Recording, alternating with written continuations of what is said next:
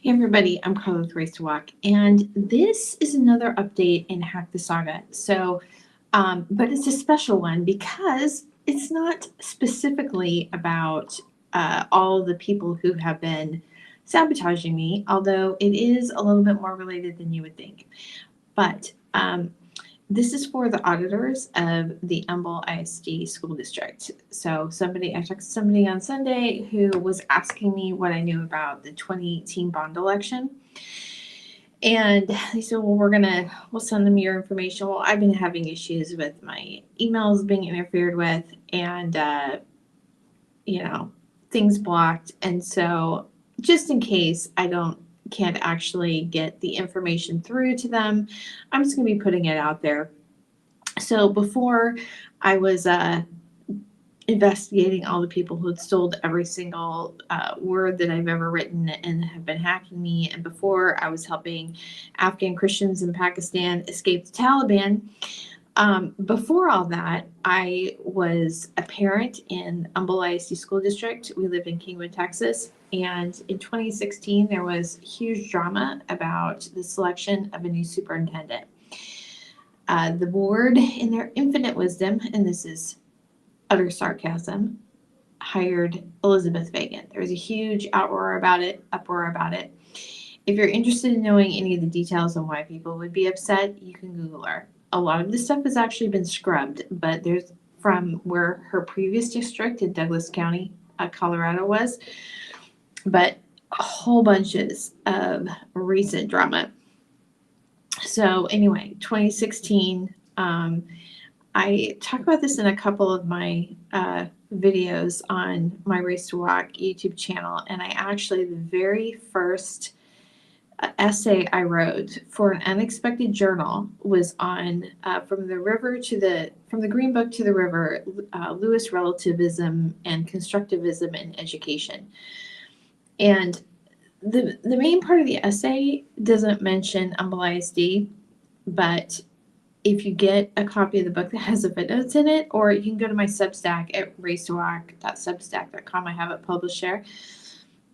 All my footnotes, not all of them, but I have huge sections of the footnotes that give examples illustrating what I'm talking about in the essay from Humble ISD. So anyway, there's that. 2017, there's a big drama about the school board election because people were so upset about the selection of the school board or the superintendent that a lot of people were running against the incumbents, and there was a lot more interest in it. And I have on my channel and on the Hack the Saga page, this is from November of 2024. It's called On Stolen Elections and Fake Counts, and I go into a little bit more detail about some of the irregular things that were going on with the 2017 school board election. This audit is not about that. It's about the after the 2017 election, there was a bond election it was like $500 million of bond election. Was it? I think that's what it was. Anyway, this is a pretty large district. It has 40,000 students and $500 million just in operating budget, but then it has these huge bonds every so often. And so this is starting the details for the auditor. As far as what the administration and the school board like to say is that all of the things that were decided on for the bond were decided by members of this community bond committee that decided on it. That's a bunch of baloney. There were items, and they would have different groups that would discuss the different items. And then, so the groups, I wasn't on the committee, but this is what I was told. The groups who would discuss things, and then the committee as a whole would agree on certain things. Well, there were people in each of the groups that were from the administration. And the big thing that they were trying to push on that 2018 bond election was this Olympic-sized natatorium. it would have been an albatross around the neck of the district. It would have been losing money constantly. I was talked to a friend of mine who has kids in competitive swim, and she said she didn't know of a single natatorium in the entire country of that size that wasn't attached to a university with an endowment behind it. It's completely out of proportion, but every they kept trying to push a natatorium. The groups would vote it down, and then the administration plant would bring it back around and try to get it, do it in different ways. They were doing everything they could to get that natatorium on the bond. Finally, they couldn't get it, even with all the manipulation of the groups, they couldn't get it on the bond. And so they brought it before the board. They had a bunch of blue tide parents bring it to the board separately to basically bypass the committee. There was discussion in the Humble ISD parents group while it was going on. There's a lot of professional people in Humble ISD that are in construction and engineering and all this, and they were questioning the amounts. Certain things didn't really seem right to them, didn't add up to them. Those were dismissed. So when they say that they had, community input, that's literally, it's really not that true. They did, but they didn't take it into consideration. It was basically just a show of, trying to make it seem like they were being responsive when they really weren't. So anyway, my personal opinion was, they did need a bond, but the thing is, it was a lot of things that were not really, and just some of the things just seemed very short term. Like, just for example, they had, when I first started being aware of what was going on with the district, they were always talking about how they were going to build high school number 7, and they've had the land for a long time. That was supposed to have been on the 2018 bond. It was just completely dismissed. I don't even know what happened to that land.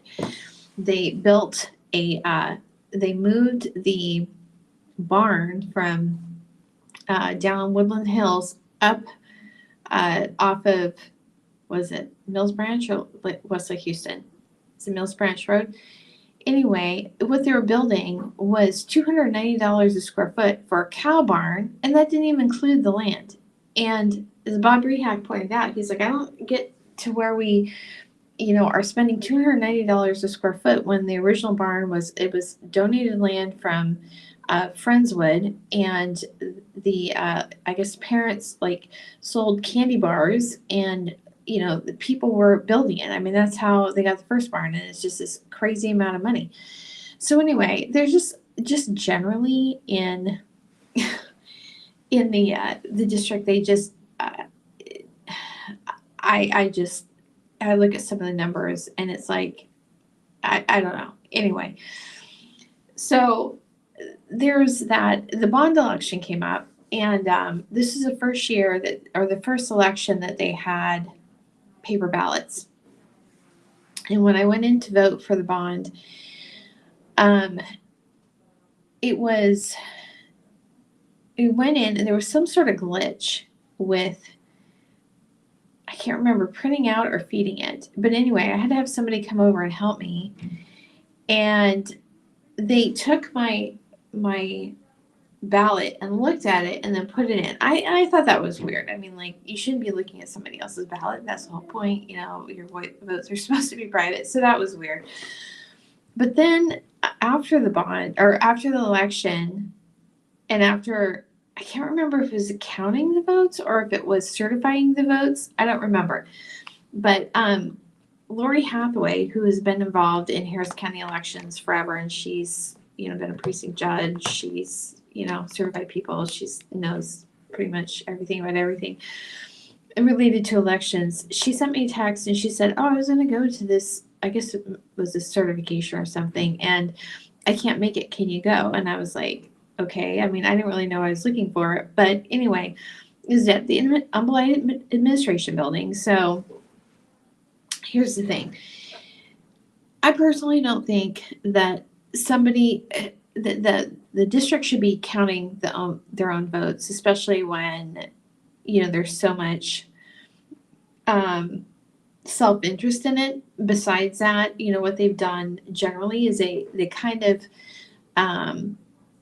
the teachers wouldn't say this because they wouldn't say anything to threaten their job, but they basically threaten teacher, like, if you don't toe the line on the bond, and promote it, you're going to be, they basically have a black mark on them. It's almost like, I've heard a lot of people say this, there's a lot of pressure on teachers to support the bond. So here's the thing. The bond is supposed to be for like buildings, things like that. The regular property taxes are supposed to be for maintenance and, salaries. So the bond shouldn't have anything to do with their actual salaries. Also, I don't think the board is actually understanding that maintenance is supposed to be part of the standard operating budget, because it seems like maintenance goes on the bond a lot of times. Anyway, so, but I'm going to whatever it was, certification or whatever, and it's at the administration building in Humble. And so I walk in, I'm just kind of like, I think I had a notebook or something. I don't know what I'm looking for. I'm just going because Lori asked me to. And so anyway, I go in there, and I'm just kind of looking around, and there's a guy that comes in that is with the company that they rented the machines from. And so he's getting ready to take everything, and something I guess they mentioned the drives or something, because there was a physical ballots, but there's a record on the drives too, right? And so I said, well, aren't the thumb drives are you supposed to keep them for 7 years? And then the guy was like, didn't really know what to say. And then Stephanie Maher came over to me and said, it kind of redirected me. And then the guy did whatever so I'm assuming he just took the drives. I don't know. But anyway, that is, that's what I know. If somebody has other questions, I'm more than happy to answer them. But there was a little bit of a weirdness about when I went to vote, and also,